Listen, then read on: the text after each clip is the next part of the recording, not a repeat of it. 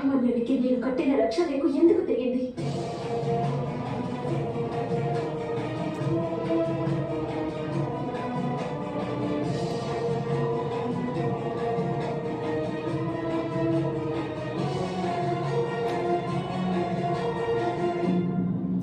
నీవే అన్నావట అభిమన్యుడు యుగ పరివర్తనకు కారకుడవుతాడని.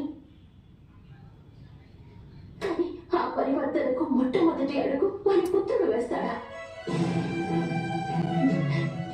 నీవే అన్నావట అభిమన్యుని పుత్రుడు ఏకఛత్రాధిపతి అవుతాడని. కానీ హస్తినాపురి సింహాసనంపై నా జ్యేష్ఠ పుత్రుడు ప్రతివింధ్యునికి అధికారం ఉంది. ప్రతివింధ్యుని పుత్రుడు ఎందుకు సమ్రాట్ కాడు? అభిమన్యుడు స్వయంగా ఎందుకు సమ్రాట్ కాడు?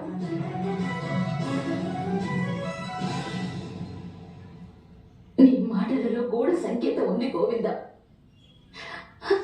అదేమిటో నాకు స్పష్టంగా తెలియాలి.